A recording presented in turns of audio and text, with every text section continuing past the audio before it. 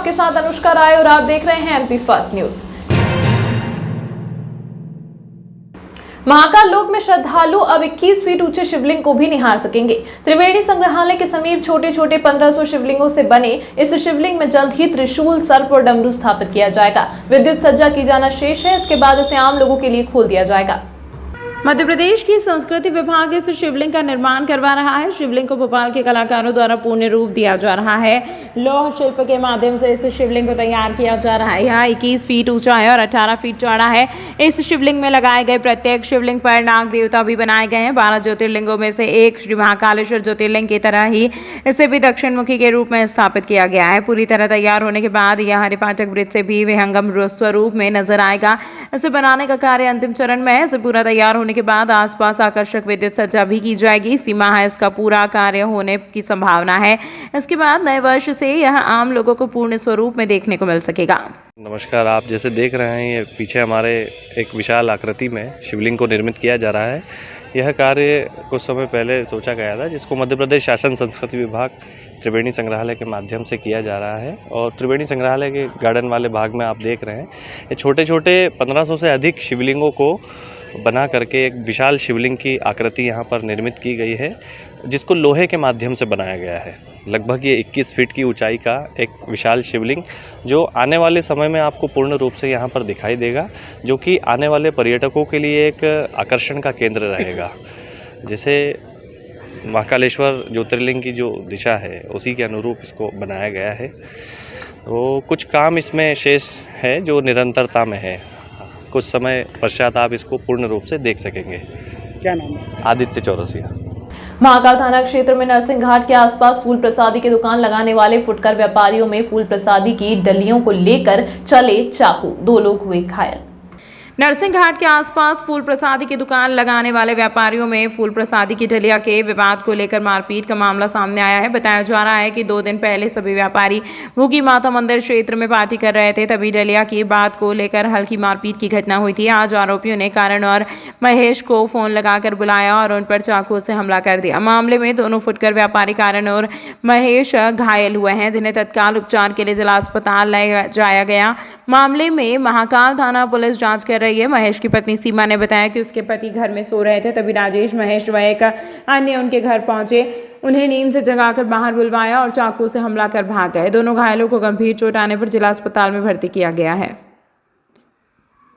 नरसिंह घाट पे मेरे हस्बैंड सोए हुए थे, उनको बुलाया कि हमको आपसे बात करनी है। उनको बुलाया, ये लड़का भी आया हुआ था करण, इसको भी बुलाया कि आपसे बात करनी है। राजेश नाम का लड़का है, उसके साथ और 2-4 और छोरे थे। देखो मैं पहचानती नहीं हूँ, मेरी गुड़िया और मेरे हस्बैंड पहचानते हैं। तो उन्होंने वहाँ पे बुला के डायरेक्ट इन पे चाकुओं से हमला कर दिया और हमला करते मेरे को पता चला तो मैं घर में थी, मैं बाहर आई और इतनी देर में भाग गए। मेरा नाम सीमा है, ये नरसिंह घाट कॉलोनी। ये मामला ये है कि सेल पार्टी मना रहे थे, उनका विवाद हुआ। दोनों जगह आपस में सेल चल रही थी भूखी माता पे। परसों करण को इनने, क्या नाम है उसका, शेखर मालवीय निवासी तिलकेश्वर कॉलोनी, उसने पहले उसको नदी में फेंका और मारा। उसके बाद ये विवाद बढ़ा है। आज अभी किसने चाकू मारे क्या? ये पता नहीं क्या, जो कल से परसों से रंजिश चल रही थी इनकी, परसों से झगड़ा चल रहा था।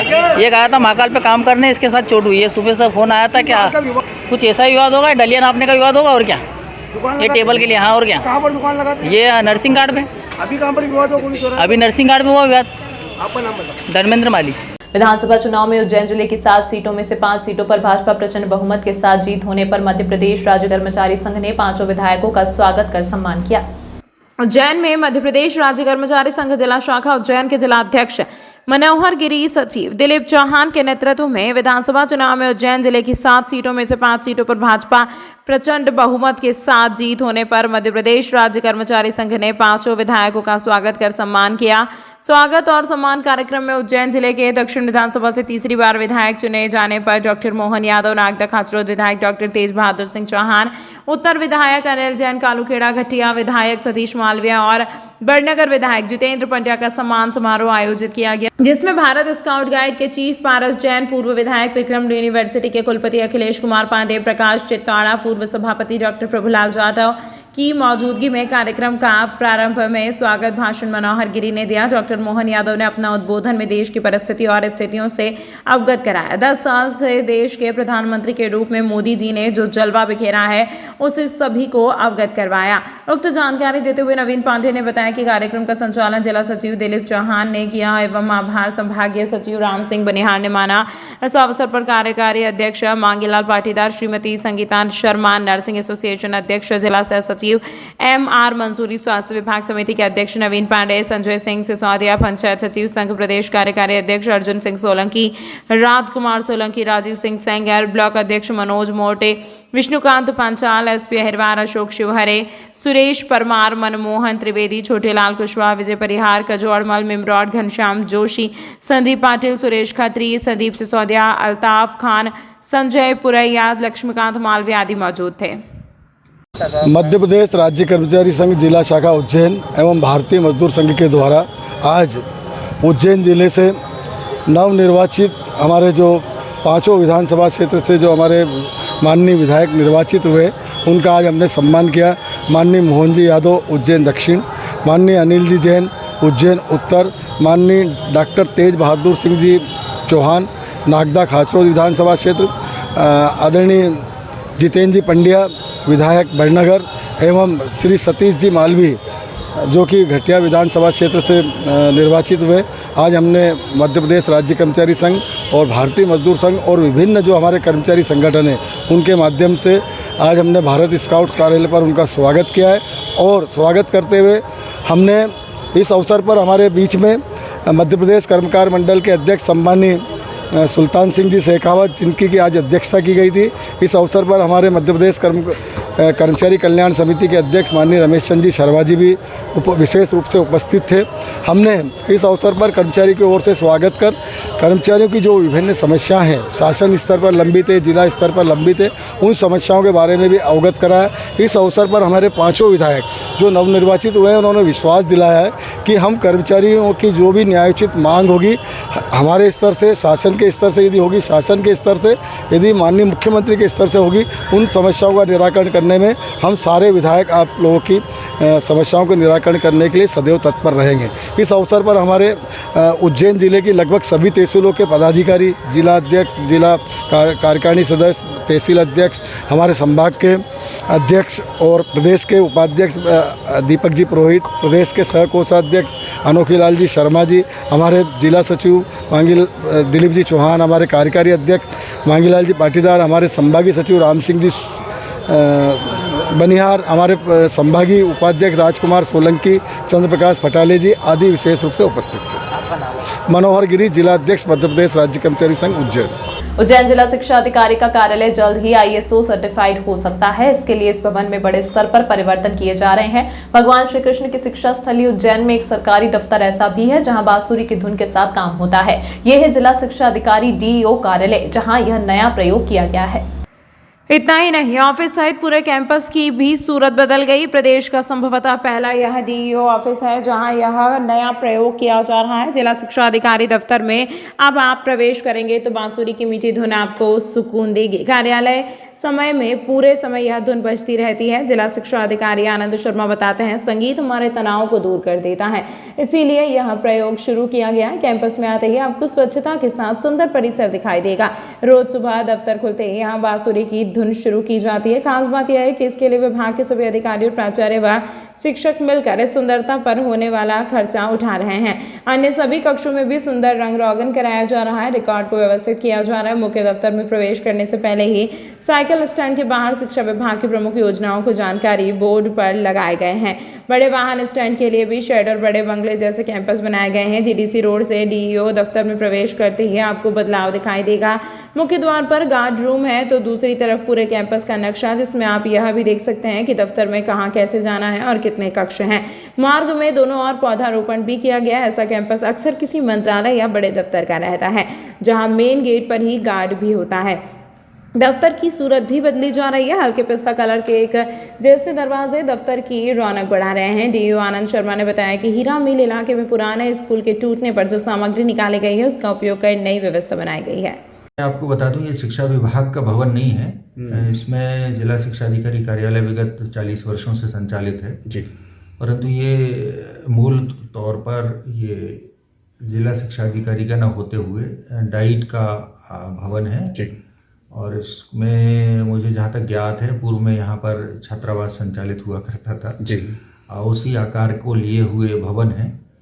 जब मैं आया था उसके बाद से मैंने लगातार देख रहा था कि इस भवन में बहुत सारे सुधार की गुंजाइश है और कक्ष बहुत बेतरतीब हैं और इनमें रंग रोगन की भी कमी है और लगातार गिरावट हो रही है। सबसे पहले हमने कोशिश की कि कक्षों को ठीक कर लें और उसके बाद रिकॉर्ड का संधारण भी बेहतर हो सके, इसके लिए भी हमने काम किया।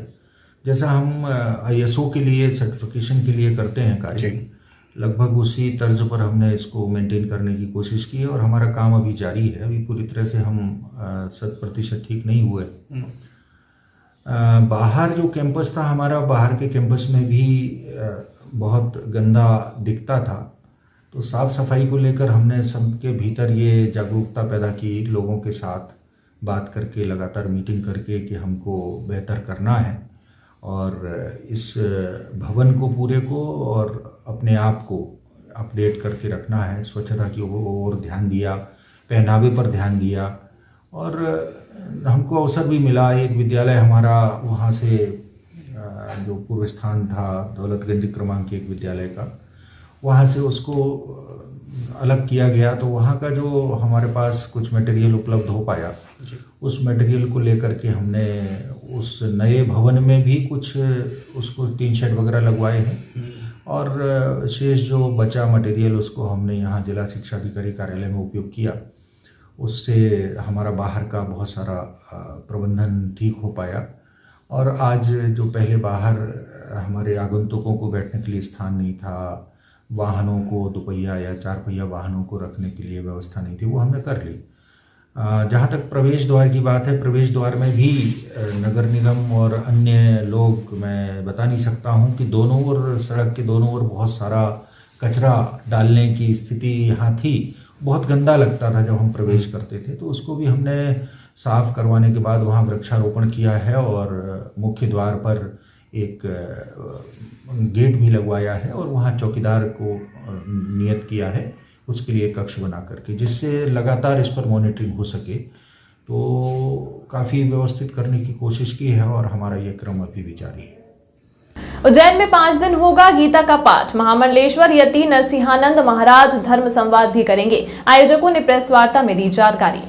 हिंदू धर्म के प्रचारक महामंडलेश्वर यति नरसिंह आनंद महाराज उज्जैन में 5 दिन तक का गीता पाठ करने के लिए आ रहे हैं। वहां 5 दिन उज्जैन में ही रहेंगे। इस दौरान बड़ी संख्या में साधु संत भी मौजूद रहेंगे। आयोजन को प्रेस वार्ता में जानकारी देते हुए बताया कि महामंडलेश्वर यति नरसिंह आनंद महाराज 5 दिन उज्जैन में गीता का पाठ करेंगे, साथ ही में धर्म संवाद भी करेंगे। जिन लोगों के धर्म को लेकर प्रश्न होंगे उनके उत्तर भी दिए जाएंगे। ये यज्ञ माँ बगलामुखी का यज्ञ है और सनातन वैदिक राष्ट्र की स्थापना हो, हिंदुओं को अपने कर्तव्य का बोध हो, ये पूरी चर्चा 5 दिन गीता जी के माध्यम से हम यहाँ पे करने वाले हैं। मुख्य वक्ता के रूप में यहाँ यति नरसिंहानंद जी महाराज, जो कि जूना अखाड़े से महामंडलेश्वर हैं और दासना देवी मंदिर के पीठाधीश्वर हैं, उनके माध्यम से होगी। 5 दिन वही वक्ता रहेंगे और अन्य पूरे देश से यहाँ साधु संत भी पधारेंगे। तो किसी के मन में, यदि किसी हिंदू या सनातनी के मन में कोई प्रश्न भी है तो वो प्रश्नोत्तरी भी होगी, धर्म संवाद भी होगा। अंदर 1000 से 2000 के बीच हिंदुओं के आने की हम लोगों को लग रहा है कि उपस्थित होंगे वो, और बाकी वो जैसी उपस्थिति हो वैसी बात रहेगा। सुबह 8:30 बजे से हवन शुरू होगा, शाम को 7:30 बजे से हवन शुरू होगा और दोपहर 3 बजे से 5 बजे तक चर्चा होगी। और जो तारीख है वो 9 दिसंबर 2023 से 13 दिसंबर 2023 तक प्रतिदिन है। यहाँ पर जो यति नरसिंहानंद जी महाराज जी हैं, जो यहाँ पर यज्ञ और चर्चा दोनों करेंगे। वो आपका नाम?